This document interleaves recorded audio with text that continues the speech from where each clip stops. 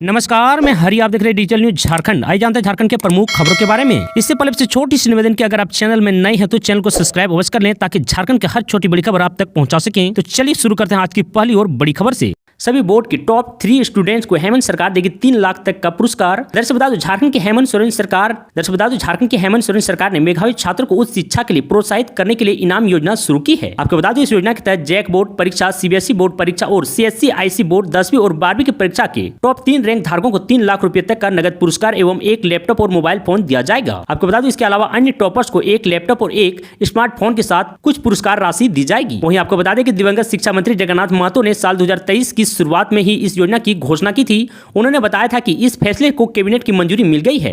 CM Hemant Soren ने कहा कि सरकार बोर्ड परीक्षाओं के बाद मेधावी छात्रों के परिवारों की शुरुआती वित्तीय बोझ को कम करना चाहती है, इसलिए हमने योजना शुरू की है। आपको बता दें कि 2020 में भी पुरस्कार और सम्मान समारोह आयोजित किया गया था, लेकिन इस बार इनाम राशि में इजाफा किया गया है। बता दें योजना की शुरुआत के बाद 2022 के बाद 10वीं और 12वीं के 68 टॉपरों को सीएम हेमंत सोरेन ने सम्मानित किया था। परीक्षा में बेहतर प्रदर्शन करने वाले बच्चों की सूची झारखंड शिक्षा परियोजना परिषद जारी की है। आपको बता दें इस साल भी टॉप करने वाले विद्यार्थी को सीएम हेमंत सोरेन पुरस्कृत और सम्मानित करेंगे। बिरसा मुंडा एयरपोर्ट पर मुख्यमंत्री हेमंत सोरेन ने राष्ट्रपति द्रौपदी मुर्मू का किया स्वागत। दरअसल बता दें भारत की राष्ट्रपति द्रौपदी मुर्मू रांची पहुंच गई है। एयरपोर्ट पर मुख्यमंत्री हेमंत सोरेन ने उनका स्वागत किया। करीब 12:15 पर राष्ट्रपति एयरपोर्ट से बाहर निकली। इस दौरान मुख्य सचिव सुखदेव सिंह, मुख्यमंत्री की प्रधान सचिव वंदना डांडेल, सांसद संजय सेठ, डीजीपी समेत कई पदाधिकारी और नेता मौजूद थे। दरअसल बता दें वह वहां से सीधा बिरसा चौक पहुंची और भगवान बिरसा मुंडा की प्रतिमा पर माल्यार्पण किया। आपको बता दो अब वो अल्बर्ट एक्का चौक के लिए रवाना हो चुकी है। इसके बाद 1:10 पर वह राजभवन पहुंचेगी, जहां से 4 बजे से लेकर 4:30 बजे तक वह कुछ खास लोगों से मुलाकात करेगी और 4:40 पर राजभवन से निकलेंगी। दरअसल बता दो एंटी करप्शन ब्यूरो ACB ने स्थापना दिवस के अवसर पर टॉफी व टी-शर्ट खरीद में हुई गड़बड़ी मामले में रांची के पूर्व DC मनोज कुमार सहित 3 लोगों के खिलाफ जांच की अनुमति सरकार से मांगी है। ACB ने जिनके खिलाफ जांच की अनुमति मांगी है उनमें रतन श्रीवास्तव और सौरभ कुमार का नाम शामिल है। वर्ष 2016 में राज्य स्थापना दिवस के अवसर पर सरकार ने प्रभात फेरी में शामिल होने वाले 5 लाख बच्चों को टी-शर्ट और टॉफी देने का फैसला किया था। इसके तहत 6.97 करोड़ की लागत सामान क्रय करने का निर्णय लिया गया था। फैसले के तहत सरकार ने लुधियाना की कुडू फैब्रिक्स को 100 रुपए की दर से 5 लाख टी-शर्ट और जमशेदपुर की लाल इंटरप्राइज को टॉफी आपूर्ति का काम दिया था। सरकार ने इस फैसले के आलोक में इसे लागू किया गया था। बाद में टी-शर्ट और टॉफी खरीद में गड़बड़ी का आरोप लगा। इसके बाद सरकार ने इस मामले में निगरानी जांच ACB का आदेश दिया है। इसके बाद निगरानी में PG दर्ज का मामला प्रारंभिक जांच शुरू की। इसमें रांची के तत्कालीन DC मनोज कुमार, JPC के तत्कालीन नोडल अफसर रतन श्रीवास्तव और सौरभ कुमार की संलिप्तता पाई गई है। ACB ने प्रारंभिक जांच में पाया है कि रतन श्रीवास्तव ने कुल 100 बैग टॉफी रिसीव किया है। हर बैग में 500 के पैकेट थे। रतन श्रीवास्तव ने 13 नवंबर को टॉफी के 100 बैग और 14 नवंबर को 900 बैग टॉफी रिसीव किया था। प्रारंभिक जांच में इस बात की जानकारी मिली कि बहुत सारे टी-शर्ट लुधियाना से रांची के लिए भेजे जाने से पहले ही यहां वितरित दिखाया गया। सामग्री की आपूर्ति के पहले ही किसी ने गुणवत्ता की जांच नहीं की थी। इस स्थिति को देखते हुए ACB ने संशोधित PC एक्ट की धारा 17A 1B के तहत तत्कालीन उपायुक्त सहित तीनों अधिकारियों के खिलाफ जांच करने की अनुमति सरकार से मांगी है। रांची जयपुर उड़ान पर अभी ब्रेक। इंडिगो कहा जहां प्रॉफिट वहीं शुरू करेंगे फ्लाइट। दरअसल बता दो इंडिगो कंपनी ने रांची से जयपुर जाने वाली यात्री को बड़ा झटका दिया है। 30 मई से रांची जयपुर की प्रस्तावित फ्लाइट की बुकिंग रद्द कर दी गई है। इसे लेकर विमान कंपनी का कहना है कि दूसरे रूट पर एयरलाइंस से ज्यादा प्रॉफिट मिल रही है, इसलिए अभी रांची जयपुर फ्लाइट को शुरू नहीं कर सकते हैं। कंपनी ने 1 अगस्त से फ्लाइट शुरू करने की बात कही है।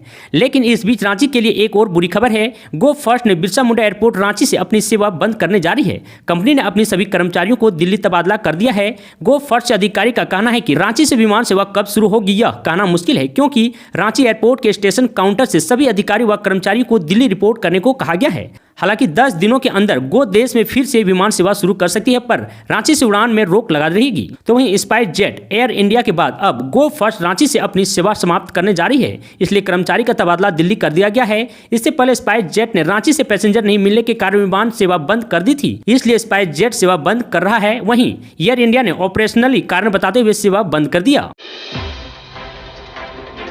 झारखंड हाईकोर्ट के नए भवन के उद्घाटन समारोह में मुख्यमंत्री हेमंत सोरेन ने लोगों को संबोधित करते हुए कहा कि वीरों की धरती में आप सभी का स्वागत है। झारखंड उच्च न्यायालय के नए भवन का आज उद्घाटन राष्ट्रपति के हाथों से हो रही है। हमारे साथ साथ यह झारखंड की करोड़ों जनता के लिए गौरव का विषय है। हमने देखा कि लगभग 165 एकड़ में यह परिसर फैला हुआ है। लगभग 600 करोड़ की लागत से इसे तैयार किया गया है। एक आदिवासी बहुल छोटे राज्य में यह बहुत ही बड़ी उपलब्धि है। आशा है कि झारखंड के आदिवासी पिछड़े दलित लोगों के न्याय की दिशा में यह मील का पत्थर साबित होगा। तो वहीं सीएम हेमंत सोरेन ने ने कहा है कि 26 नवंबर 2022 को संविधान दिवस के अवसर पर राष्ट्रपति ने देश के जेलों में बंद विचाराधीन कैदियों पर अपनी चिंता व्यक्त की है। इस पर एक गंभीर मंथन की आवश्यकता है। गत वर्ष ऐसे मामलों की सूची तैयार की जो अब समाधान के लिए 5 वर्षों से अधिक समय से 3601 मामले लंबित हैं। अभियान चलाकर लगभग 3400 मामलों का निष्पादन किया गया है। अब हमने 4 वर्षों से अधिक समय से लंबित मामलों की सूची तैयार की है, जिसका जल्द निष्पादन किया जाएगा। मैं खुद उसका मॉनिटरिंग कर रहा हूं। वंदे भारत ट्रेन झारखंड में इस दिन से किया जाएगा लॉन्च। साउथ ईस्टर्न रेलवे ने दिया अपडेट। दरअसल बता दो, झारखंड के लोग बेसब्री से रांची पटना के बीच चलने वाली वंदे भारत ट्रेन का इंतजार कर रहे हैं। उम्मीद की जा रही कि जल्द ही लोगों का यह इंतजार खत्म होने वाला है, क्योंकि दक्षिण पूर्वी रेलवे संकेत दिए हैं इस महीने के अंत तक रांची पटना वंदे भारत एक्सप्रेस ट्रेन का परिचालन शुरू किए जाने की संभावना है। आपको बता दो, दक्षिण पूर्वी रेलवे के वरिष्ठ अधिकारी ने बताया कि उनकी तरफ से सभी तैयारियां पूरी कर ली गई है। झारखंड में वंदे भारत ट्रेन को मई के अंत तक शुरू किए जाने की उम्मीद है। हालांकि दक्षिण पूर्वी रेलवे की ओर से यह भी कहा गया है कि वे अभी रेलवे बोर्ड से ऑफिशियल कंफर्मेशन का इंतजार कर रहे हैं।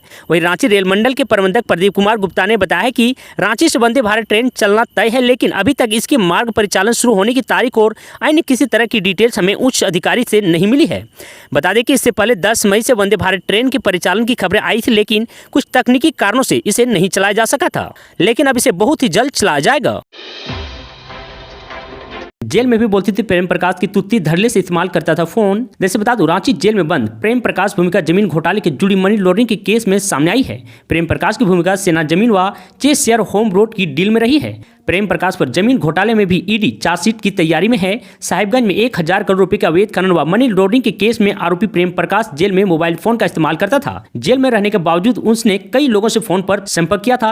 रांची जेल में सीसीटीवी सर्च के लिए ईडी की कार्रवाई के बाद जेल प्रशासन द्वारा प्रेम प्रकाश का मोबाइल छीना गया था। जेल सूत्रों के मुताबिक मोबाइल फोन छीने जाने के बाद प्रेम प्रकाश ने धौंस जमाने की कोशिश की थी, जिसके बाद उसे सेल में बंद कर दिया गया था। हालांकि जेल प्रशासन के द्वारा प्रेम प्रकाश के द्वारा मोबाइल फोन के इस्तेमाल की बात से इनकार किया गया है। आपको बता दो, रांची के बिरसा मुंडा केंद्रीय कारा में प्रेम प्रकाश की तुत्ती बोलती थी।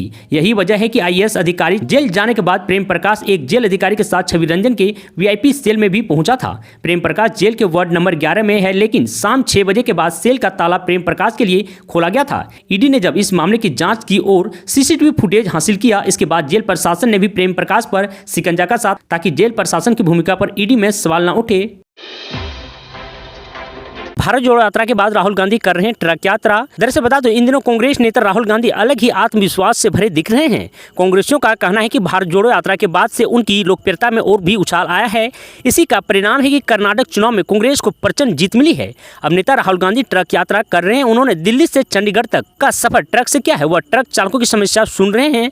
राहुल सोमवार को ट्रक में बैठकर चंडीगढ़ के लिए रवाना हुए थे। आपको बता दो, उनकी कुछ तस्वीरें सोशल मीडिया पर वायरल हो रही है। उन्होंने ढाबे में रुककर ट्रक चालकों से बातचीत भी की है। आपको बता दो, मीडिया रिपोर्ट के मुताबिक भारत की सड़क पर करीब 90 लाख ट्रक ड्राइवर हैं। राहुल कुछ दिनों तक शिमला में रहेंगे। शिमला के बाद जून में राहुल गांधी का अमेरिका का जाने का भी कार्यक्रम है।